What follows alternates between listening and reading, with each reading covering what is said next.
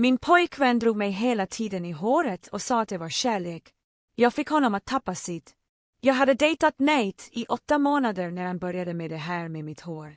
Innan dess var vi faktiskt bra tillsammans.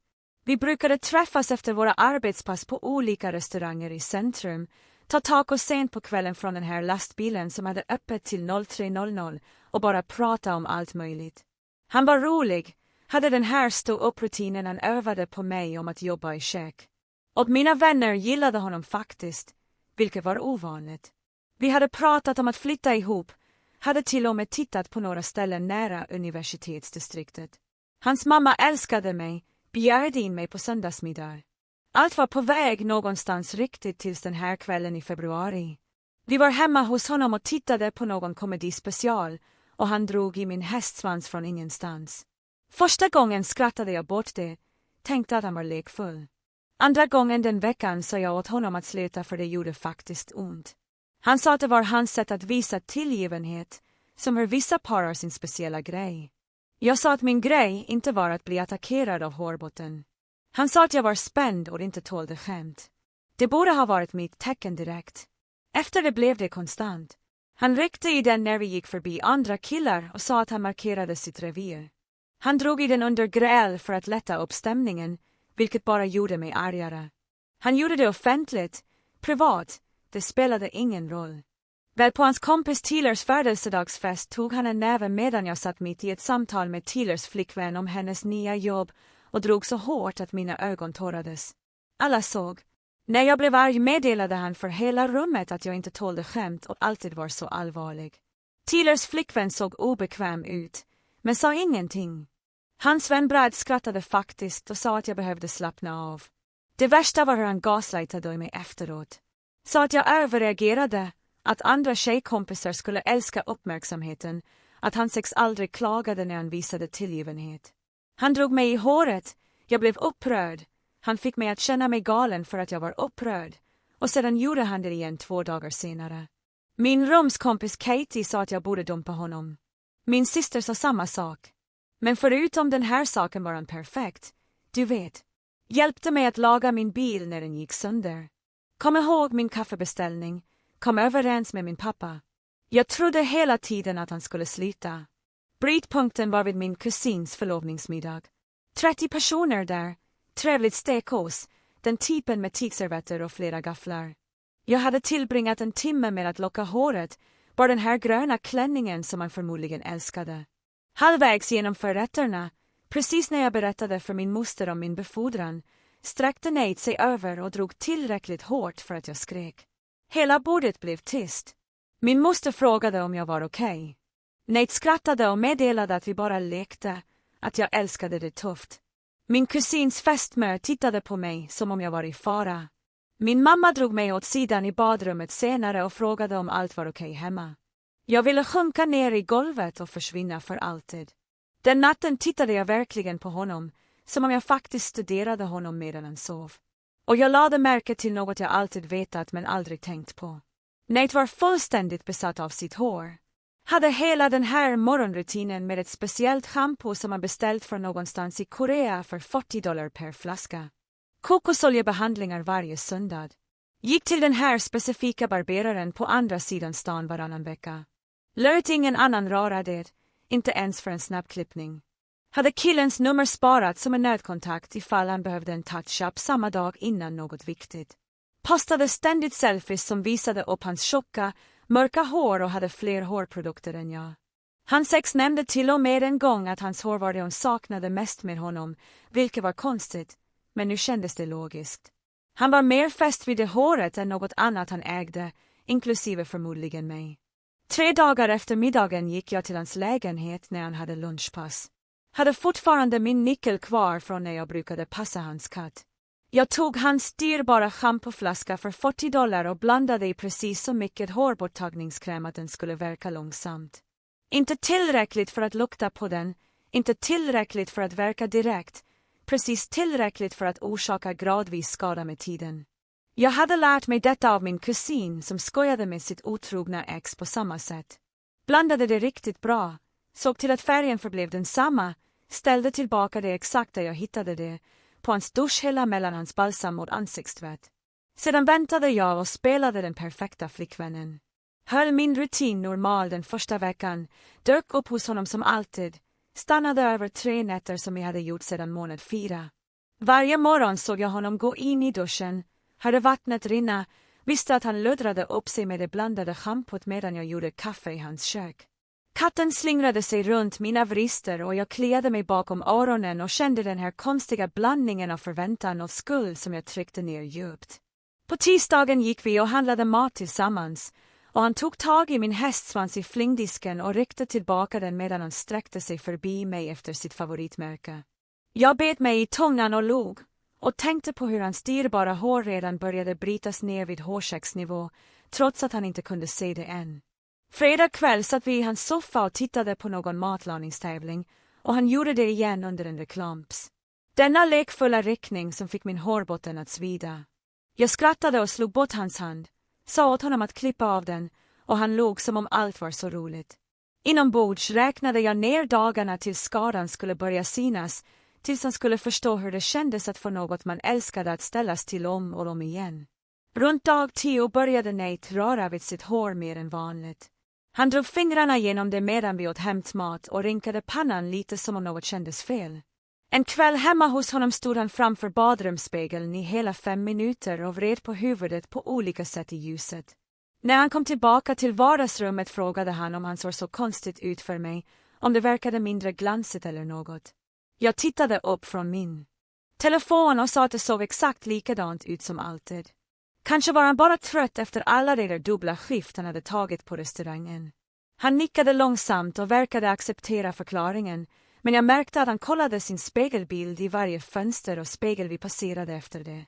Tvivelfröet var sått, och jag kunde se det slå rot i hans hjärna, vilket fick honom att tvivla på vad han såg. 2 veckor senare skickade Nate med ett foto på sitt duschavlopp klockan 8 på morgonen. Smset sa, det här verkar vara mycket hår. Är det normalt? Bilden visade en klunga mörka hårstrån som samlats runt avloppslocket. Definitivt mer än vanligt, men inte alarmerande än. Jag smsade tillbaka att alla tappar hår hela tiden, särskilt i duschen, och att säsongsförändringar kunde påverka det. Jag nämnde att min kusin tappade en massa hår en vår på grund av stress och att allt växte tillbaka fint. Han verkade nöjd med det svaret, men skickade mig 3 fler avloppsbilder under de närmaste dagarna, där varje bild visade lite mer hår än den förra. Jag fortsatte försäkra honom om att det var normalt, helt okej, inget att oroa sig för. Medan jag tittade på hur skadan jag orsakat spred sig långsamt genom hans hårbotten, fungerade hårborttagningskrämen precis som min kusin sa att den skulle göra. Den bröt ner hårstråna gradvis, så det såg ut som naturligt håravfall istället för plötsligt håravfall. Selfiebesattheten började runt vecka 3.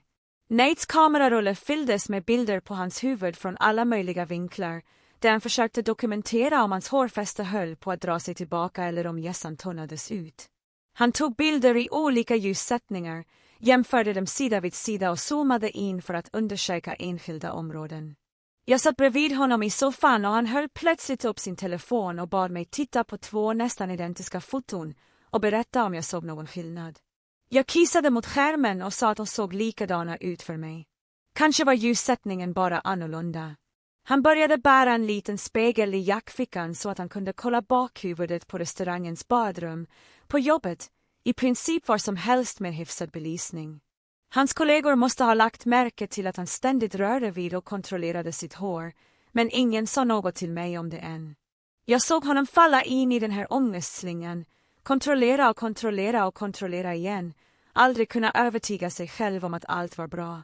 Det var samma sorts tvångsmässiga oro som han hade orsakat mig när han fortsatte att dra mig i håret trots mina protester. Den där konstanta låga stressen av att veta att något dåligt skulle hända igen, men inte veta när.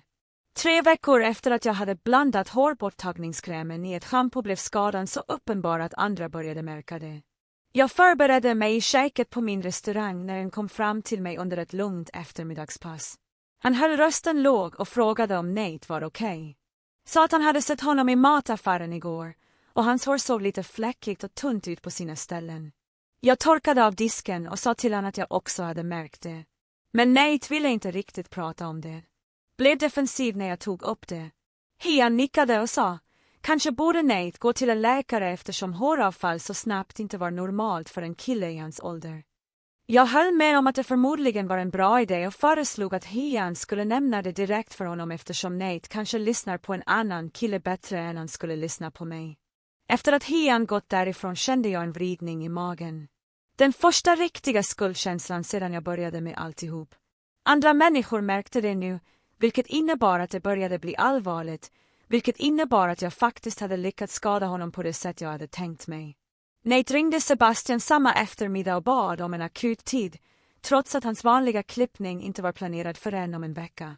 Sebastian fick på något sätt iväg honom sent på kvällen, förmodligen för att Nate lät så panikslagen i telefonen. Nate gick direkt från sitt skift på restaurangen och smsade mig att han skulle träffa mig hemma hos honom efteråt. Jag väntade i hans lägenhet i nästan 3 timmar, tittade på tv med katten och försökte att inte tänka för mycket på vad Sebastian skulle kunna säga till honom. När Nate äntligen kom in genom dörren var hans ansikte helt blekt och hans ögon såg röda ut som om han hade gråtit. Han satte sig bredvid mig utan att säga något på en minut och bara stirrade på sina händer. Sedan berättade han för mig att Sebastian sa att hans hår höll på att brytas av vid rötterna och visade tecken på allvarlig kemisk skada, men kunde inte förklara hur det hade hänt eftersom Nate svor att han inte hade använt några nya produkter eller ändrat sin rutin. Sebastian föreslog att han skulle träffa en hudläkare eftersom det som orsakade detta inte var normalt och definitivt inte stressrelaterat som Nate hade hoppats. Jag lade armen om honom och frågade vad han ville göra. Nate sa att han inte visste, att Sebastian aldrig hade sett något liknande förut och verkade genuint förvirrad. Jag föreslog att salongen kanske hade använt en dålig produkt under hans senaste besök, eller kanske var det faktiskt stress från jobbet, även om Sebastian inte trodde det. Nate hakade på stressteorin omedelbart och sa att han hade jobbat mycket dubbelhår på sistone och inte sovit bra. Han tog fram sin telefon och började googla håravfall på grund av ångest och hittade artiklar om telenovium mot stressrelaterad håravfall. Jag såg honom läsa igenom medicinska webbplatser, helt missa den verkliga orsaken, sittande i sin duschburk 6 meter bort. Han tillbringade resten av natten med att undersöka stresshanteringstekniker och vitaminer som förmodligen hjälpte till med hårets hälsa, beställa kosttillskott på sin telefon medan jag satt där och kände mig som den värsta människan i livet. Skuldkänslorna blev svårare att ignorera, men jag kunde fortfarande inte förmå mig att erkänna. Inte när han aldrig riktigt hade bett om ursäkt för alla de gånger han hade sårat mig. Katie insåg att något var fel när jag kom hem den där fredagskvällen och gick direkt till mitt rum utan att prata med henne. Hon knackade på min dörr efter ungefär 20 minuter och frågade om jag ville köpa pizza och titta på något. Jag sa att jag inte var hungrig, men hon kom in ändå, satte sig på kanten av min säng och frågade vad som pågick. Jag försökte vifta bort det, men Katie känner mig för väl. Fortsatte att kämpa tills jag till slut bröt ihop och berättade allt för henne. Jag förklarade om hårborttagningskrämen, om att ha sett den verka under den senaste månaden, om Nates möte med Sebastian.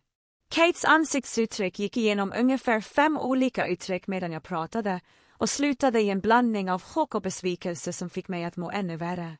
Hon sa att det här var långt bortom småaktig hämnd, att jag bara borde ha dumpat honom istället för att sabotera hans hälsa så här. Jag försökte försvara mig, men orden lät svaga, även för mina egna öron.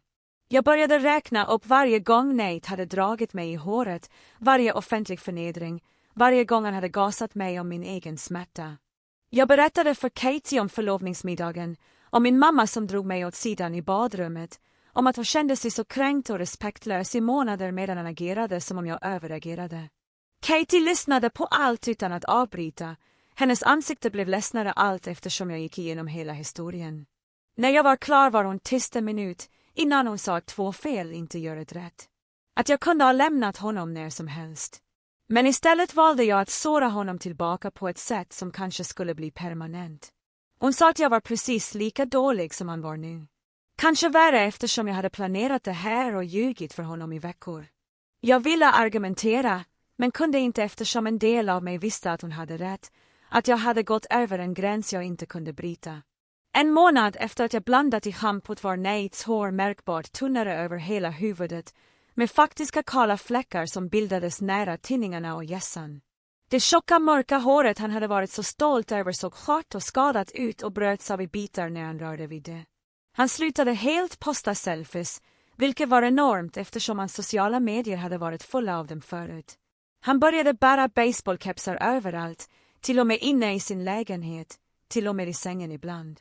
Första gången jag såg honom med hatt inomhus kände jag det här slaget mot bröstet eftersom Nate aldrig bar hattar. Han sa att förstörde hans hår och hela hans utseende. Nu gömde han sig under dem hela tiden och drog ner brättet lågt när vi gick ut offentligt. Hela hans personlighet hade förändrats tillsammans med hans hår, från självsäkert och utåtriktad till tyst och tillbakadraget. Jag ville att han skulle förstå hur jag kände mig när han fortsatte att bryta mot mina gränser. Men att se honom tappa bort sig själv tillsammans med sitt hår fick mig att inse att jag hade förstört något jag inte kunde fixa. Nate slutade dyka upp på sina arbetspass på restaurangen och sjukanmälde sig 3 gånger på en vecka. Hans chef började smsa mig och fråga om allt var okej eftersom Nate aldrig var borta från jobbet. Inte ens när han hade influensa förra året. Jag hittade på ursäkter om att han kämpade mot en rejäl förkylning. Men sanningen var att han knappt lämnade sin lägenhet längre. När jag gick över för att kolla läget satt han i soffan i mjukisbyxor och samma keps, stirrade på sin telefon och bläddrade igenom gamla foton på sig själv. Lägenheten luktade unket eftersom han inte hade öppnat fönstren på flera dagar. Hans kollega från köket, en tjej som hette Sienna, trängde in mig utanför mataffären en eftermiddag och frågade om Nate hade något allvarligt att göra. Hon sa att han verkade vara en helt annan person förra gången hon såg honom. Tyst och nervös, han skämtade inte med kockarna som han brukade. Jag sa att han bara var stressad över några familjesaker, att han låg genom mina tänder medan min mage vred sig i knutar. Sienna såg orolig ut och sa att jag skulle säga till honom att alla saknade honom och hoppades att han snart mådde bättre. Jag såg henne gå därifrån med vetskapen om att jag var anledningen till att alla var oroliga. Anledningen till att Nate hade förvandlats till det här skalet av sig själv. Killen som brukade spendera 20 minuter med att styla håret varje morgon nu tittade inte ens i speglar när han gick förbi dem. Jag kom på honom en gång när han täckte badrumsspegeln med en handduk så att han inte skulle behöva se sin spegelbild medan han borstade tänderna. Den bilden fastnade hos mig i flera dagar. Fick mig att inse att jag inte bara hade attackerat hans sminkbord eller lärt honom en läxa om att respektera gränser. Jag förstörde något som var kärnan i vem han var. Jag strippade bort det enda som fick honom att känna sig självsäker och bra i sig själv. Han brukade lägga upp selfies konstant, hade hundratals foton som visade upp olika vinklar av hans hår i olika ljussättningar. Nu var hans sociala medier helt tysta. Inga inlägg på över 2 veckor. Hans vänner började kommentera och frågade om han var okej, om något hade hänt. Jag såg honom ignorera varenda meddelande, bara scrolla förbi dem med den här döda blicken i ögonen. Skuldkänslorna började tära på mig på sätt jag inte hade förväntat mig, vilket gjorde det svårt att sova på natten. Jag låg vaken och tänkte på hur han såg ut nu jämfört med för 2 månader sedan, hur hela hans personlighet hade förändrats tillsammans med hans utseende. Nates mamma ringde mig en torsdagskväll medan jag vek tvätt. Hennes röst lät orolig, sa att Nate hade ställt in de 2 senaste söndagsmiddagarna utan förklaring och svarade inte när hon frågade vad som var fel. Hon ville veta om jag hade märkt något annorlunda hos honom, om han kanske var deprimerad eller hade problem på jobbet. Jag satt där med min telefon i handen, kände hur det blev snärpt i halsen och sa att jag trodde att det förmodligen bara var arbetsstress från den hektiska säsongen på restaurangen. Lögnen kom ut smidigt och enkelt, men fick mig att må illa. Hon frågade om jag kunde prata med honom, försöka få honom att öppna sig, sa att hon var riktigt orolig eftersom det här inte alls var likt hennes son. Jag lovade att jag skulle göra det och lade på och kände mig som den absolut värsta personen på planeten. Hon litade på mig, trodde att jag var bra för hennes son, hade ingen aning om att jag var hela anledningen till att han höll på att falla sönder. Den kvällen gick jag till Nates hus och hittade honom där han undersökte hårväxtbehandlingar på sin laptop. Dussintals flikar öppna om vitaminer och kosttillskott och hårbottenmassagetekniker. Han tittade upp när jag kom in och frågade om jag trodde att något av det här faktiskt fungerade. Jag satte mig bredvid honom och sa att han kanske borde gå till en läkare istället för att försöka fixa det själv. Han nickade långsamt, sa att han hade tänkt samma sak, men var rädd för vad de kunde hitta. 6 veckor efter att jag doserade hans shampoo bokade Nate äntligen en tid hos en hudläkare. Han bad mig följa med honom för stöd, och jag sa ja, även om det fick mina händer att skaka av att sitta i väntrummet. Läkaren var en äldre kvinna med grått hår som tittade på Nates hårbotten under ett starkt ljus i vad som kändes som en evighet. Hon ställde frågor om hans familjehistoria, om någon annan hade problem med håravfall, om han hade varit sjuk nyligen eller tagit några nya mediciner. Nate svarade ärligt på allt medan jag satt i hörnstolen och försökte se stödjande och bekymrad ut istället för skyldig. Läkaren beställde blodprover för sköldkörtelproblem, autoimmuna sjukdomar, hormonnivåer och något som kallas epilepsia. Hon sa att de skulle göra en fullständig panel för att ta reda på vad som orsakade ett sådant dramatiskt håravfall hos någon i hans ålder. Nate lämnade besöket och såg hoppfull ut för första gången på flera veckor, övertygad om att de skulle hitta ett svar och fixa det som var fel. Jag körde hem honom i tystnad, i vetskap om att alla dessa tester skulle ge normala resultat eftersom det inte var något medicinskt fel på honom. 2 veckor senare kom resultaten tillbaka precis som jag visste att de skulle göra. Allt normalt, ingenting som förklarade varför hans hår föll av fläckvis och bröts av vid rötterna. Läkaren verkade förvirrad under uppföljningsbesöket. Sa att hon aldrig hade sett detta mönster av håravfall utan en underliggande medicinsk orsak. Hon började ställa detaljerade frågor om hans hårvårdsrutin, vilka produkter han använde, var han köpte dem, hur ofta han tvättade håret. Nate drog fram sin schampoflaska för $40 ur sin gymväska, den jag hade blandat hårborttagningskrämen i för 2 veckor sedan, och räckte den till henne. Mitt hjärta började bulta så hårt att jag trodde att alla i rummet kunde höra det.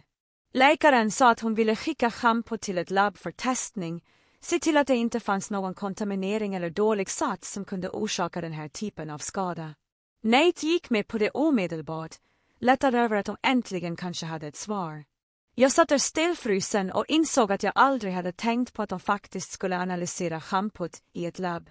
Aldrig tänkt på att de kanske skulle hitta spår av hårborttagningskrämen jag hade blandat i.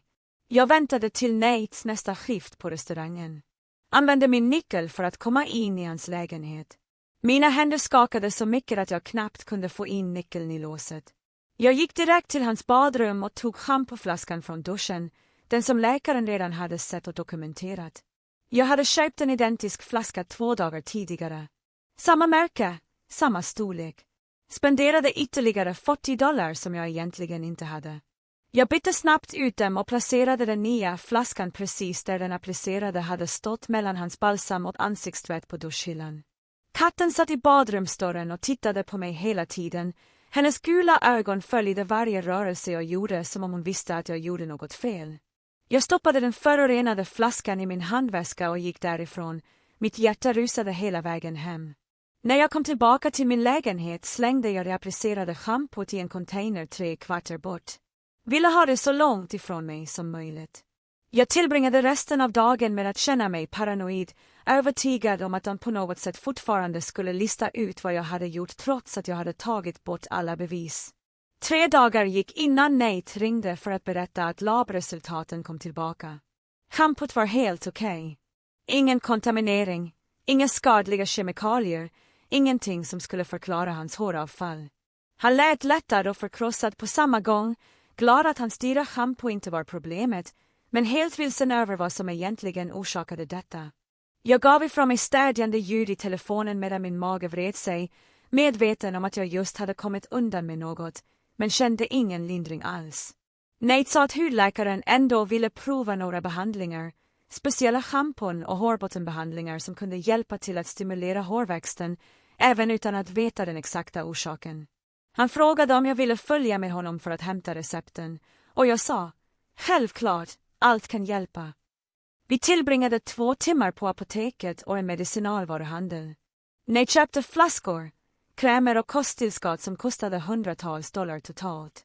Jag såg honom lämna över sitt kreditkort för 3:e gången och ville skrika att inget av det skulle fungera. Att jag redan hade förstört hans hårsäckar bortom vad någon behandling kunde fixa. Han tömde sitt sparkonto, försökte lösa ett problem jag hade skapat, spenderade pengar han hade avsatt för vår potentiella flytt till ett större ställe tillsammans. Varje köp kändes som ytterligare en ting som lades till skulden jag redan bar på. Den kvällen visade han mig sitt kreditkortsutdrag. Över $3,000 spenderades den senaste månaden på behandlingar, läkarbesök och specialprodukter. Han skrattade, men det lät tomt. Sa att han skulle behöva ta extra pass för att betala av det, men det skulle vara värt det om något fungerade. Jag satt där utan att kunna tala och tittade på honom planera sin ekonomiska återhämtning från en skada jag medvetet orsakat. Katie bjöd in mig och Nate på drinkar med några av sina vänner helgen därpå. Jag höll nästan på att säga nej, men Katie gav mig den där blicken som betydde att hon ville kolla hur det gick, se Nates tillstånd med egna ögon. Vi träffades på en bar i centrum där Kates vän Megan arbetar som stylist på en salong i närheten. Megan dök upp fortfarande i sina arbetskläder, med håret uppsatt i en knut, och lade genast märke till Nates caps. Hon frågade om han höll på att växa ut en underkutt eller något, och Nate blev tyst, sa att han bara hade lite hårproblem. Megans ansiktsuttryck förändrades, blev mer allvarligt, och hon frågade om hon kunde ta en snabbtitt eftersom hon hela tiden har hårproblem på jobbet. Nate tvekade, men tog till slut av sig kepsen i den svaga barbelysningen. Megan lutade sig närmare, studerade hans hårbotten och de fläckiga områdena där hans hår hade tunnats ut, drog försiktigt fingrarna genom det som var kvar. Hon gav ifrån sig ett litet ljud i halsen, nästan som igenkänning, lutade sig sedan tillbaka och berättade för Nate att hon hade sett liknande skador förut. Samtalet gick vidare till andra ämnen, men Megan fortsatte att titta på Nates hår när hon trodde att ingen tittade. Senare, när Nate och Kates pojkvän gick för att hämta en ny omgång drinkar, drog Megan mig åt sidan nära badrummet. Hon pratade tyst, sa att Nates hårskador såg exakt ut som kemiska brännskador hon sett av hårborttagningskräm blandad med vanliga hårprodukter. Hon hade haft en klient en gång vars rumskamrat skojade med henne på samma sätt, orsakade permanenta skador på hennes hårsäckar. Mitt ansikte måste ha blivit vitt eftersom Megan slutade prata och bara tittade på mig med detta vetande i träck. Hon frågade inte om jag hade gjort det, anklagade mig inte direkt, sa bara mycket försiktigt att den här typen av skada kunde vara permanent beroende på hur länge kemikalierna var i kontakt med hans hårbotten. Hon berättade för mig att hårsäckar kan förstöras fullständigt av vissa kemikalier, att ingen mängd behandlingar eller kosttillskott skulle få dem att växa tillbaka om de var för skadade. Sedan klämde hon min arm en gång och gick tillbaka till bordet som om ingenting hade hänt.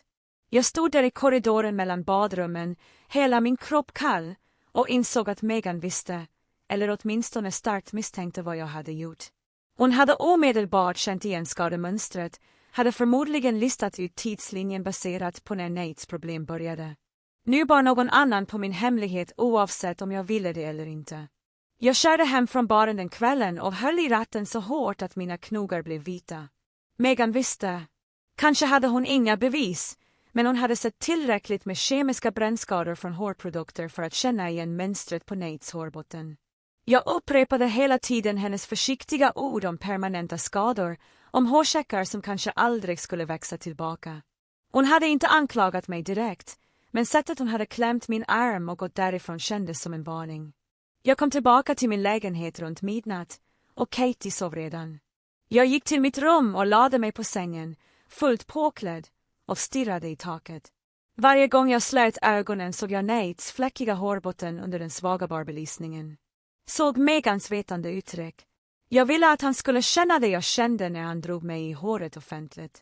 Ville att han skulle förstå kränkningar och förnedring. Men att få någon att förlora sitt självförtroende var inte detsamma som att lära dem respekt. Jag sårade honom bara på ett annat sätt.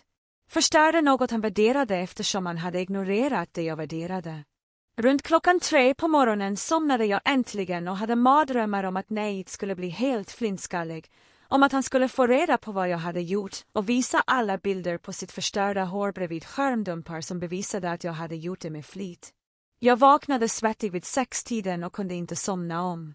2 månader hade gått sedan jag blandade den där krämen i hans hampo. Nates hår hade slutat falla av lika dramatiskt, men det som var kvar såg hemskt ut. Tunna hårstrån som gick av om han rörde vid dem för mycket, fläckiga områden där hans hårbotten syntes igenom, en övergripande textur som påminde mig om skadat halmstrå. Han hade gått från någon som spenderade 20 minuter med att styla sitt tjocka mörka hår varje morgon till någon som bar baseballkepsar överallt och undvek speglar. Den självsäkra killen som ständigt postade selfies hade raderat sina appar för sociala medier. Hela hans personlighet hade förändrats tillsammans med hans utseende. Vi åkte till hans lägenhet en kväll för att titta på en film och jag märkte att han hade tagit ner alla foton från sina väggar då där hans hår såg perfekt ut.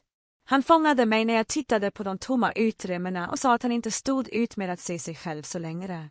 Jag frågade om hans hår blev bättre och han skakade på huvudet. Sa att hudläkaren hade sagt att skadan verkade ha stabiliserats men att återhämtningen skulle vara långsam. Han drog inte i mitt hår längre. Inte en enda gång på de 2 månaderna. Men det var inte för att han hade lärt sig att respektera mina gränser som jag hade hoppats. Han var för deprimerad för att vara lekfull alls. Killen som brukade ta tag i mig och snurra runt mig när jag kom in genom dörren tittade nu knappt upp när jag kom fram. Han hade slutat skämta, slutat med sin köksståndrutin, slutat föreslå att vi skulle gå ut någonstans. Vi hade beställt hämtmat och ätit i tystnad medan någon hov spelade som ingen av oss egentligen tittade på. Hans lägenhet kändes tung, som om luften i sig var sorglig. Jag insåg en kväll när jag satt i hans soffa att jag inte kände igen oss längre. Det här var inte den relation jag hade haft för 4 månader. Sedan. Vi pratade knappt ut över grundläggande logistik om när vi skulle ses nästa gång.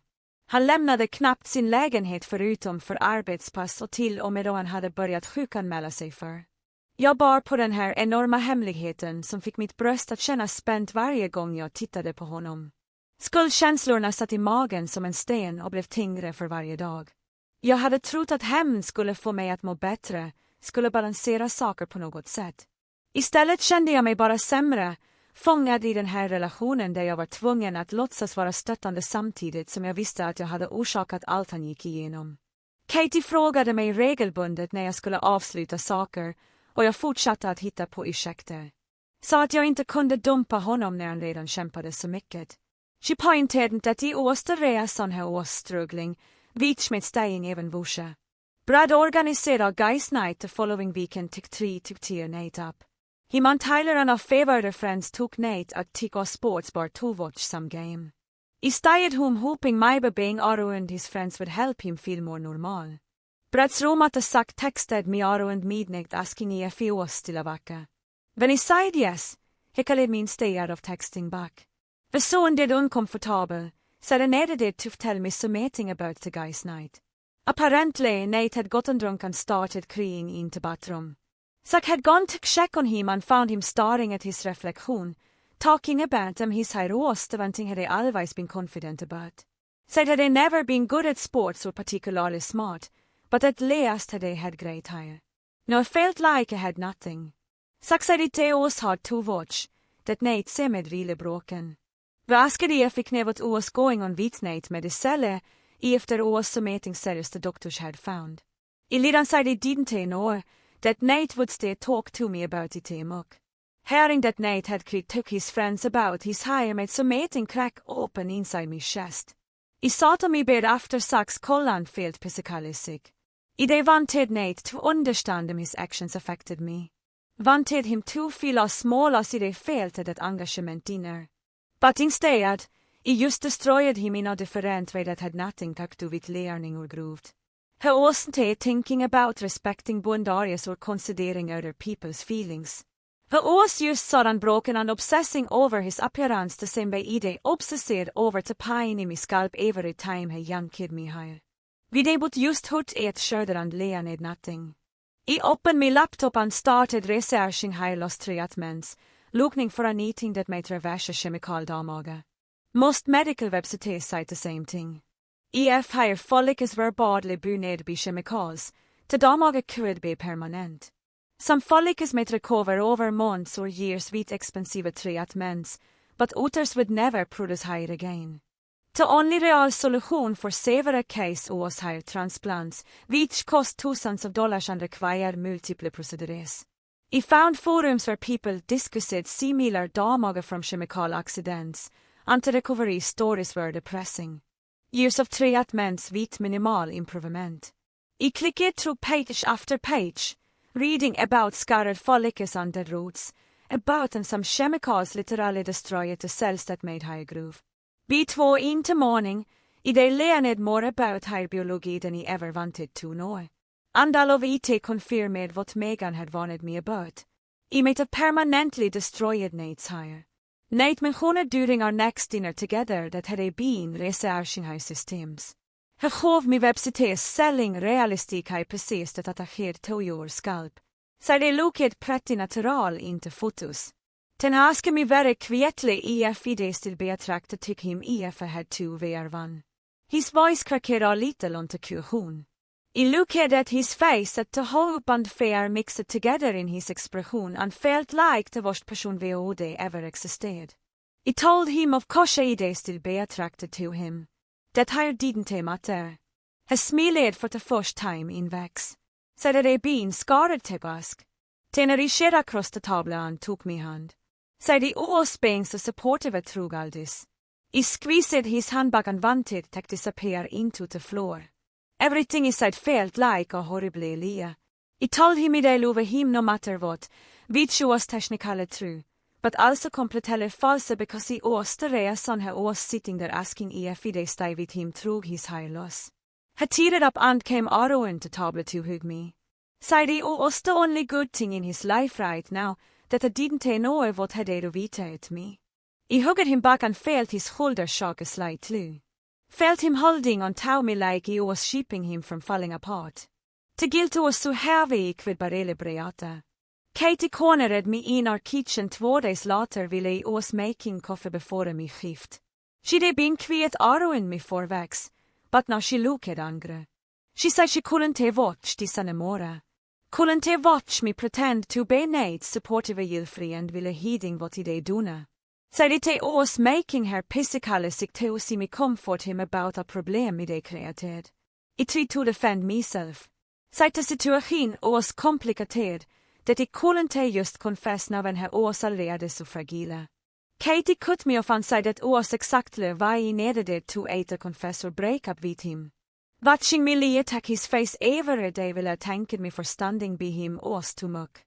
She said if I didn't tell him the truth or end things within 2 weeks, she'd tell him herself. She wasn't going to be part of this anymore. I stared at her and felt panic rising in me through it. I begged her not to say anything. Promised I figured them to make this right. She shook her head and said there was no making it right. There was only being honest or continuing to lie. 2 weeks till she'd tell him everything. I grabbed her arm before she came out of the kitchen and asked her to please give me more time. Katie pulled away and said she'd already given me months of time while I played supportive giftig until someone I deliberately hurt. She asked me quit stand there every day watching Nate fall apart and not feel sick about it. I told her I did feel sick about it, that I could barely sleep anymore thinking about what I'd done.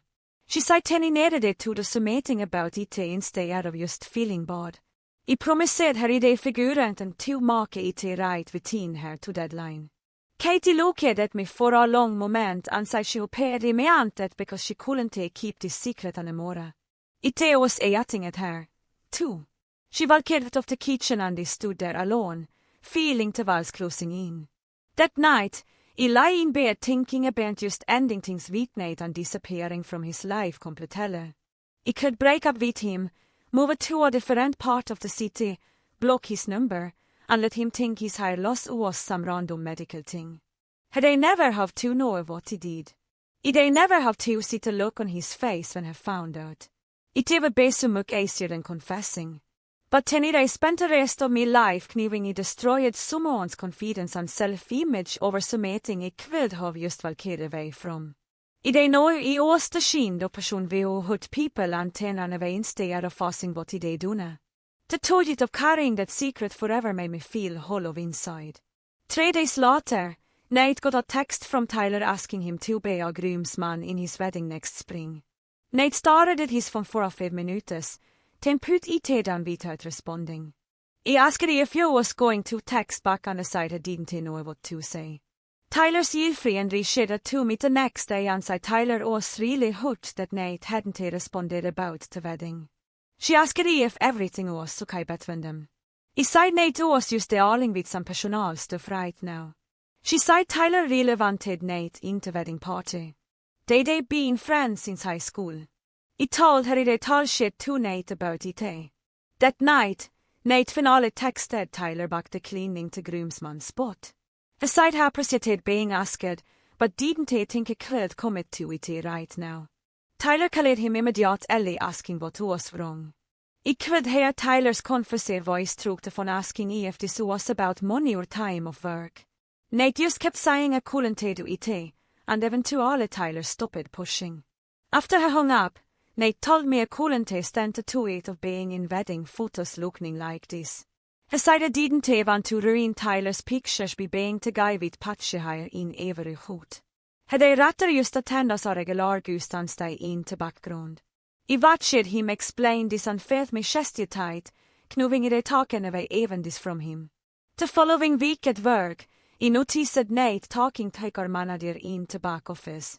They were in there for almost 20 minutes. When Nate came out, he looked upset and went straight to the walk-in cooler where he usually went when he needed it to be alone. Later, I asked one of the other cooks what it was about. He said the manager had offered Nate a promotion to skiftlead, which meant more money, but also dealing with customers and training new staff. Nate had too nearly done. I found Nate during his break sitting on the milk crates behind the restaurant.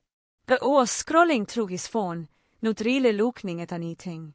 I sat down next to him and asked about the promotion. He said he couldn't take a job where they have to be at the face of the kitchen where customers and new hires would be looking at him all the time.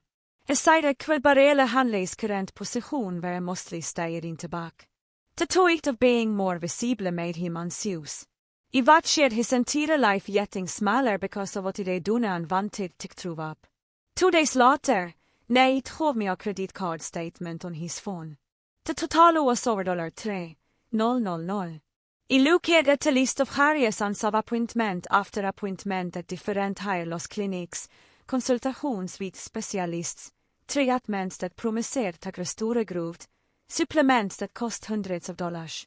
He said he maxed at his card trying to fix whatever was wrong with him. We asked if he tog to hold another credit card to pay for the higher transplant consultation had he been researching. I started at that number knowing he was going into serious step trying to solve a problem I created. A problem that could have been solved by me just breaking up with him months ago. I was paying thousands of dollars because he husen revenge instead of walking away. I told him maybe hold wait on the transplant consultation until he knew more about what was causing the higher loss. He said he couldn't wait anymore, that every day I got worse. I nodded and felt like I couldn't berätta. That night, I told Katie I was going to confess everything to Nate. She was washing dishes and stopped with her hands still in the soapy water. She asked if I was really ready to do that. I said I didn't think I'd ever be ready, but I couldn't keep doing this to him. Katie dried her hands and sat down at our kitchen table. She asked if he understood what would happen when I told him. I said I knew they hated me. She said it might be more than that what he did could actually be considered as sweat or poisoning, that Nate might want to press Harris. He hadn't talked about legal consequence. She said even if he didn't go to the police, everyone we knew would find out what he'd done. His friends, his family, or co-workers, everyone. I'd better glad vi och sabotage her boyfriend say because I knew her. That's the story what he had told. I said I knew all that, but I couldn't keep lying to him while I went into debt and too near done opportunities because of something I cause. Katie reached across the table and squeezed my hand. She said she was proud of me for finally doing the right thing, even though it was going to be awful. I spent the next 3 days trying to. Asked him too. He said he never crossed lines and ignored me boundaries and that made him a bad boyfriend. But then he looked up at me and said nothing justified what he did in return. That he become just as toxic as he was. Maybe was because he didn't plan it at an executive down what he wanted to say to Nate. I filled pace in my notebook with different versions of the confession. Some started with apologies. Some started with explanations about the higher pulling. Some tried to make him understand and violated it failed. but överversion suende vrong. Tavanestet fokuserar apologi semet to defensiva, like I oss more worried about am I lookheden what I done to him. Tavanestet explained to higher pulling first suende like I oss making excuses, like I toigt his behavior justified mina. Tavanestet var just straightforward fact suende called on dramatik, like I oss confessing to murder. I revrut it over and over, but couldn't take into right words. Finale, I rörelse där oss no good way to tell someone you deliberately destroyed submitting they loved. There oss no version of this conversation that would make me look like anything other than exactly what I was. I texted Nate asking if we could meet at his apartment when we were both of work. He responded right away saying yes and asking if everything was okay. I said I just wanted to talk about some stuff. I sent back 3 texts in a row saying I had been wanting to talk to, that had been thinking a lot about our future, that maybe it was time to seriously look at appointments together again. He said heck things had been hard latterly with his high situation, but he didn't wanted to stop us from moving forward. He sent a link to a two-bedroom place near the university district that had just been listed. My stomach dropped reading his message. But I wanted to me to talk about moving in together. I was excited. I put me von face down on me bed and tried not to cry. Today of our meeting, I got to Nate's apartment first. Had I cleaned up, actually cleaned, vid Gerarli did. There were fresh flowers on his koshetable, and had I put at snacks like this awesome kind of special occasion. He hugged me when he came in and said med lighter than had I been in vex. We asked if he wanted something to drink, and he said, just water. We sat down on his couch, and he immediately pollerade his von top hov med more apartment listings. He made a whole folder of places in our price range. I watched him scroll through them talking about which neighborhoods had the best restaurants, which places alloved could so we could one together, how we could split the rent and still save money. His face was more animated than I'd seen it in months. I let him talk for a 5 minutes because he knew everything was about to change. I finally interrupted him and said I needed to tell him something about his hire. Nate's expression shifted from excited to confused. He put his phone down and asked what he meant. I took a breath and said I knew why his hire was falling out, that it wasn't medical or stress-or products. I watched his face as he explained what he'd done to his shampoo. How he'd mixed in hair removal cream after the dinner at my cousin's engagement party. And he'd been lying to him for months. His expression went through stages. First confusion like I didn't understand what he was saying. Then suspicion like I thought he was making a videoke. Then horror as I realized he was serious. He stared at me and asked why I would do this to him. His voice was quiet and shocked. I tried to explain about the higher pulling, about feeling violated every time I did it, about him I never stopped even when I began him to.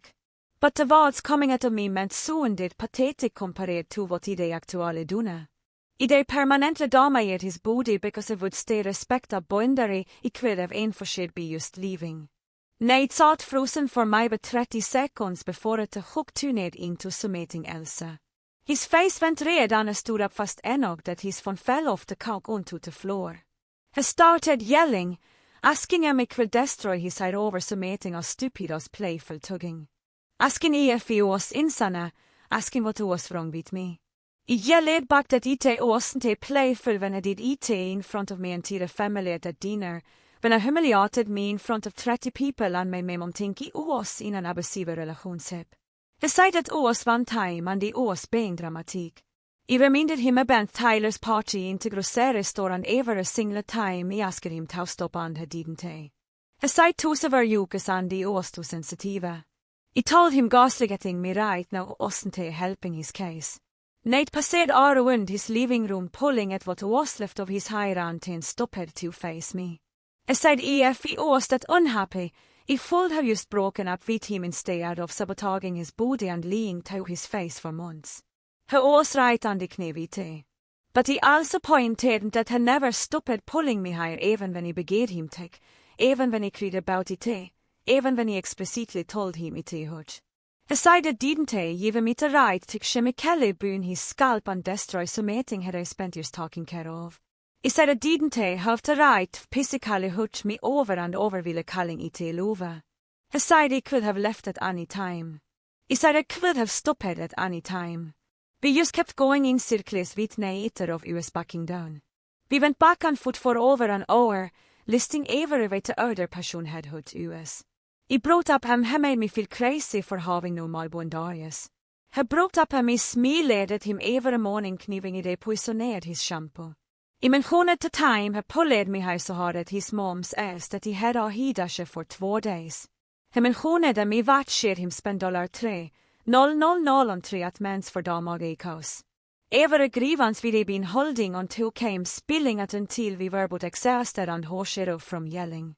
Nate finale sat back down on the kink and put his head in his hands.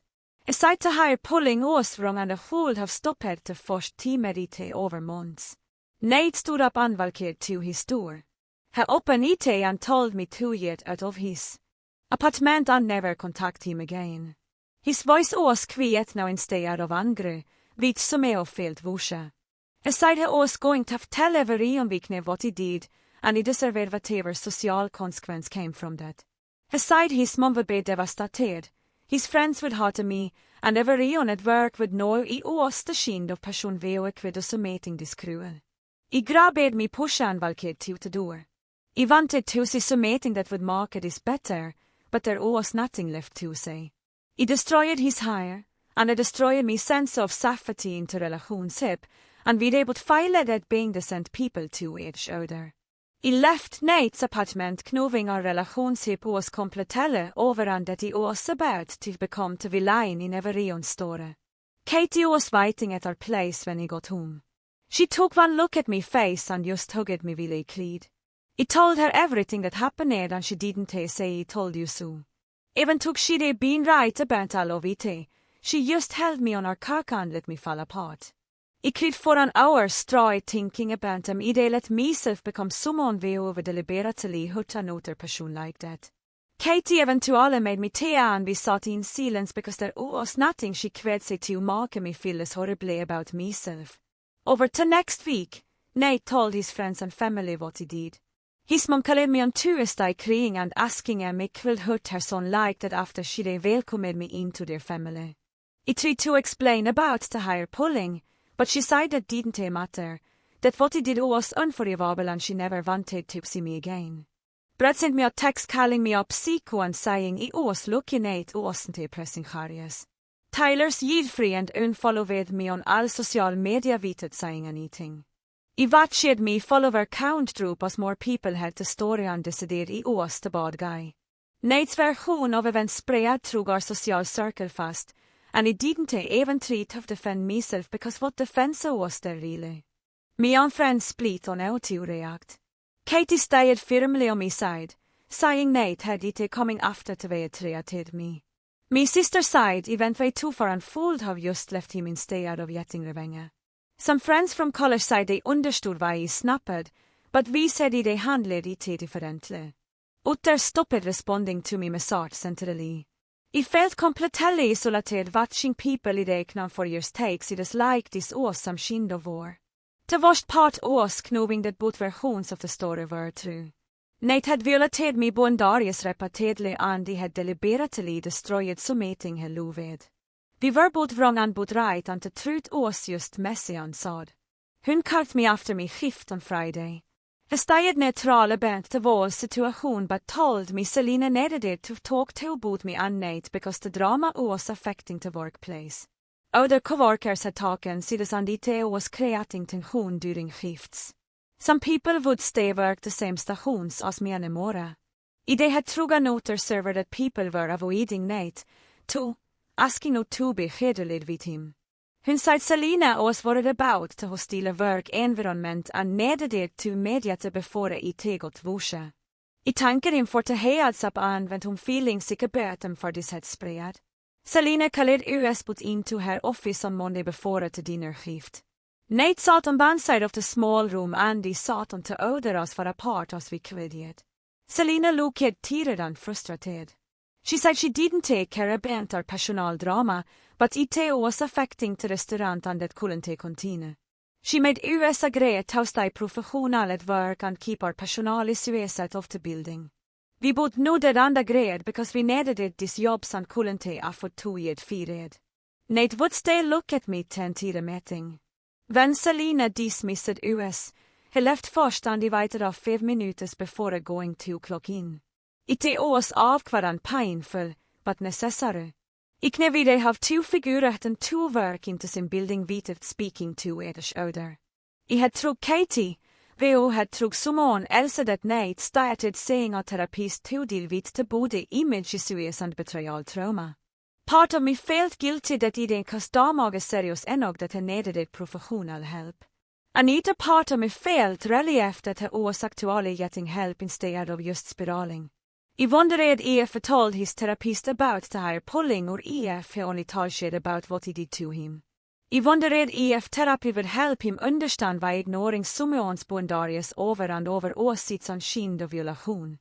But mostly, I just felt so that we would hurt each other so badly that we needed other people to help us process it. I hade led me first therapy appointment the week after everything blev up at work. Found someone VH specialiserad in relationshek issues and konfliktresolution. Figurer de needed professional help understanding why de husenrevenge over just walking away. The therapist's office was in this older building near the Arch District. Lots of plants in the waiting room and soft music playing. Her name was there, Andersson, and she had this calm way of asking questions that made me feel less like a terrible person. I told her everything during that first session, to her pulling and to gaslighting and what he did to his shampoo. She didn't ljudge me or tell me it was right or wrong. Just listened and asked me to think about what he was really angry about. Over the next 5 weeks, we were get through all of it. And we didn't fail to related by Simeon VO claimed to love me. I wanted him to understand that feeling by attacking something I loved. Dr. Andersson helped me see that both things could be true at the same time. That night violated me boundaries repeatedly, and he responded by violating his body and trust. She asked me why he stayed so long after the hair pulling started, and he had to admit he kept making excuses because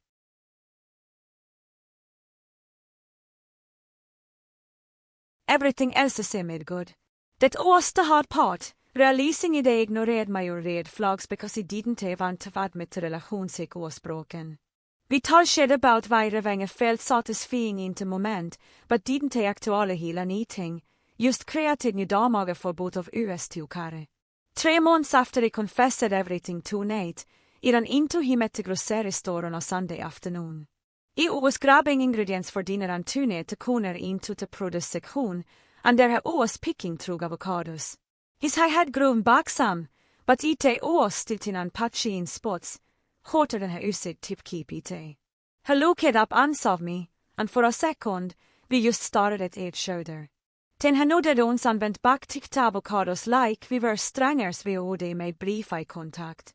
I grabbed what I needed from a different area and was heading to check it when he appeared in line behind me. We didn't speak until we were both outside in the parking lot on the side my name. I tuned around and he looked tired, older som I have. We asked him he was doing and decided he was okay, going to therapy, trying to work through everything. He said that it was good and he asked him how he was doing. He thought it automatically like he usid tak and said it was growing back slowly but different from before. The texture hanged in some spots. I told him he was sorry again and the side he knew. Vi stod där in the parking lot with a grocery box and all this history between us and I realized I didn't blame him for being cold. I destroyed something he loved and no amount of apologizing would fix that. Nate mentioned he was moving to a different city for a better job opportunity, some kitchen manager position at a restaurant group in Portland. He said he needed a fresh start so maybe people didn't know about his situation or what happened between us. I understood it completely, how staying meant always running into people vi åknäfte store, always saying to judgment in their eyes. Had I already given notice at his current job and was packing up his apartment next weekend. I asked when he was leaving and aside to vex already had movers scheduled and everything. look at really talking about it like the movie represented escape from all this mess we created. I told him Portland was supposed to be great for restaurantwork and he nodded but didn't really engage. We were just feeling silence at that point. To people who said to know everything about Irish order and struggling for basic small talk. I apologized again for what he did. Told Nate I genuinely hoped his high recovered fully and that I found happiness in Portland. He looked at me for a long moment and said he was working on forgiving me, but wasn't there yet. Maybe never would be. I said I understood and didn't expect forgiveness, just wanted him to know I recognized him wrong I was. I said had I been in therapy, too, working through to both the image stuff and the betrayal, trying to understand his part in everything. I appreciated him acknowledging that, even took what he did was wusha. I said I should have listened when I told him to stop pulling me higher, that had I been controlling and dismissive of my feelings. Vi both stod där admitting av fejlures 2 years older in a grocery store parking lot, and it felt so unnecessary at the same time. He said he needed it to go, and I visade him look. Vi didn't hur shaka hands, just when 2 år separata kanske han drog iväg in different directions. Nate moved till Portland 2 weeks later, and he focused on me on ailing and grooved. I kept going to therapy every week, working on healthier ways to handle conflict and recognizing red flags in relationships before they escalated. Dr. Andersson had me journal about the relationship, identifying all the moments I should have left instead of staying and hoping things would improve. I wrote a piece bank the first time I pulled me higher and I log had it off. A bank Tyler's birthday party when I humiliated me in front of everyone about me cousin's engagement dinner when me whole family witnessed it.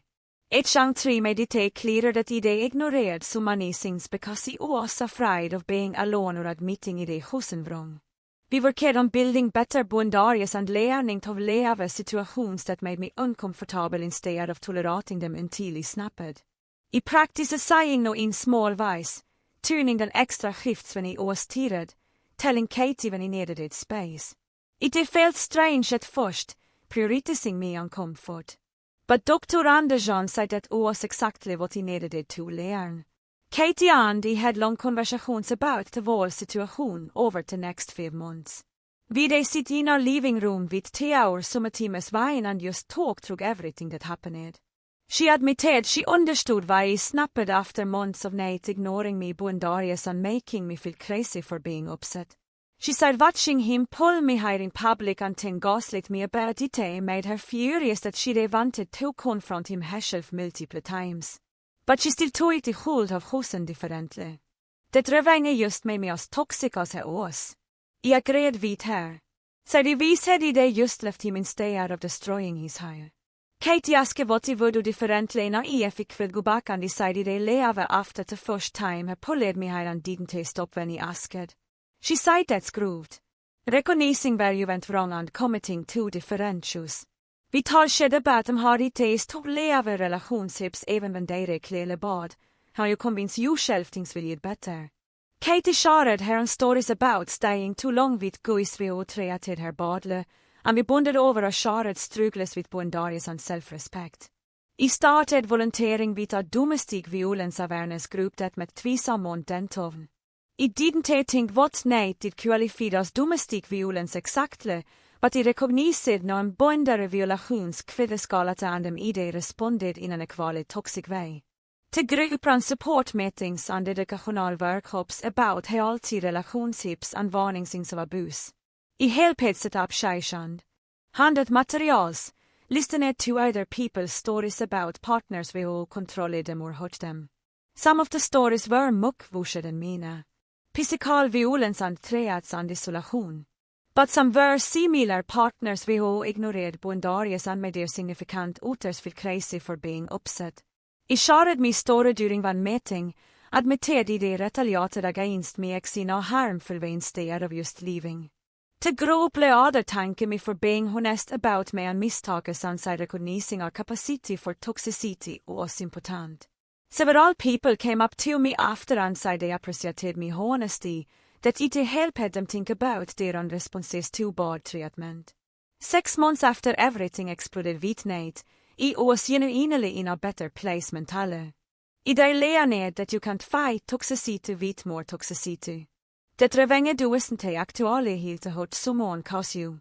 Dr. Andersson and I talskede bent and my actions against Nate came from a place of powerlessness. Wanting to make him feel as violated as they made me feel. But destroying his identity under the months of him pulling me now. Didn't he make me feel better about myself? Just added guilt and shame tefta anger I already carried. I was learning to process difficult emotions without acting on them destructively. Tausit vid discomfort instead of trying to fix it through retaliation. My relationships with friends and family improved because I was more honest about my feelings and needs. I stopped pretending everything was fine when it wasn't. Stopped making excuses for people vi outreated me badly. Katie said I ser med lighter som me hov, less way head down be resentment. I felt it, too. The sense of moving forward instead of staying stuck in anger about the past. Me von busset one afternoon with a text from an unknown number. I almost deleted it thinking it was spam, but submitting made me open it. To my side his hair was slowly recovering with expensive treatments that had been in therapy working through everything. The side had forgiven me, but never wanted to speak again. I started to massage for a long time before responding. Surprised had I reshared after 6 months of silence. I understood the forgiveness but never speaking again part, how you could release Anya towards someone while still needing distance from them. His high recovering felt like good news, even tog I efter dagen might never fully reverse. I thought about all the money I was probably spending on treatments and felt that familiar guilt rise up. But I also recognized that I was doing the work to heal, same as I was, and that felt important. I texted back thanking him for letting me know and apologizing one final time. I told him I forgave him too for the higher pulling and gaslighting, for making me feel crazy when I asked him to respect me boundaries. I said I hoped we would lay ned submitting from this mess we they created together. I typed and deleted several other sentences, wanting to say more, but knowing it would stay help either of us. Finale, I just added that I visade him well in Portland and hoped have found happiness. I hit send and watched the message go through, then deleted his number from my phone. It felt like closing our chapter. This mutual acknowledgement of harm and forgiveness from a distance. Vi de bod dunne damer to eders öder in different ways and we were but trying to heal from it. That was probably the best ending we could hope for even everything that happened. My sister texted me the next week asking if we wanted to meet for coffee. Vi hadn't talshed mug since everything happened, just the occasional check-in message, so I knew she wanted to discuss the night situation properly. I met her at this place near her apartment on Saturday morning. She was already there when I arrived, 2 cups sitting on the table. She hugged me before we sat down and asked me what I was really doing. I told her the truth for once instead of pretending everything was fine. I explained that I wasn't proud of what he did tonight, that watching his confidence collapse had been harder than I expected. But he also said I learned important things about myself through all of it, about standing up for myself before things got that bad. She listened without interrupting and said she was glad I was being honest about my mistakes instead of just justifying them. Vi talshed for 2 hours about boundaries and red flags and them I handle things differently next time. She made me promise I lever immediat eller if anyone ever treated me that way again instead of plotting revenge. I promised and me antite. I started going on dates again about 4 months after my last conversation with Nate. Nothing serious at first, just meeting people through friends and apps too comfortable putting myself out there. I was way more careful this time about watching for warning signs. The first guy evented with more than once was someone Katie knew from her gym. To date, we were at his place watching a movie and put his arm around me in a way that felt too tight, almost possessive. Old me would have ignored it or made excuses, but knew me pulled away and told him directly that he didn't like him that failed. He got defensive and said he was being dramatic. He left right then and didn't respond to his texts after. Katie said she was proud of me for enforcing me boundary immediately instead of giving him chance to do it again. A year after everything exploded with Nate, my life looked completely different in good ways. I got promoted till shift supervisor at work, which came with better pay and less stress. I år starting sommaren med Daniel, WHO med trog mig volunteerwerk. The aktuelle liste nedven I talskedan never ons me feel bad for having bondarius. We had been together 6 months and I still asked before touching me here, even just took I te behind me ear. I told him about the Nate's situation alien because he wanted to be honest. He said he understood why I snapped, but I was glad I learned from it. My therapy sessions went down to 3 months instead of veckle. Katie and I were planning a trip to visit my sister. I felt stable and happy in ways I hadn't in years. I still think about Nate sometimes when I'm doing random things like grocery shopping or driving past his old neighborhood. I hope he's happy wherever he ended up in Portland, that he's recovered enough that he feels confident again. But we did take each other was ugly and painful and brutal to worst in both of us. He violated me bondarius repeatedly and made me feel pares. I destroyed something have alluded and lied about it for months. Vi both cause real damage to another person instead of just walking away. The whole experience talked me that revenge doesn't actually fix the hurt someone cause you. It just creates new hurt for everyone involved. You can't fight toxic behavior with more toxic behavior and expect to feel better about yourself after. I learned that lesson the hard way.